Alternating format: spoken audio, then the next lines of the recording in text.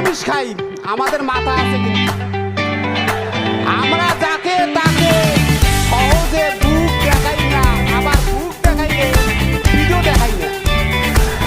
ভাইরা আমার, আমরা হিন্দুরা কেন দাড়িপাল্লাকে শ্রেষ্ঠ বলে ঘোষণা করছি জানেন? বলেন তো, আবার যদি রাজ্যই না থাকে তাহলে জনগণ দিয়ে কি লাভ হবে?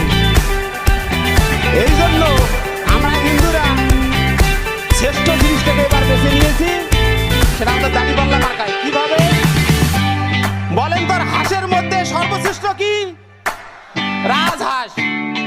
মিস্ত্রির মধ্যে সর্বশ্রেষ্ঠ কি? রাজমিস্ত্রি। প্রাসাদের মধ্যে সর্বশ্রেষ্ঠ কি? রাজপ্রাসাদ। আর নীতির মধ্যে সর্বশ্রেষ্ঠ কি? আবার বলেন। নীতির মধ্যে সর্বশ্রেষ্ঠ হলো ইসলাম। আপনারা ভুল বলেছেন, নীতির মধ্যে সর্বশ্রেষ্ঠ হলো ইসলাম। এবং এই সেই ইসলামের নীতিকে আকৃষ্ট হয়ে আমরা হিন্দুরা এবার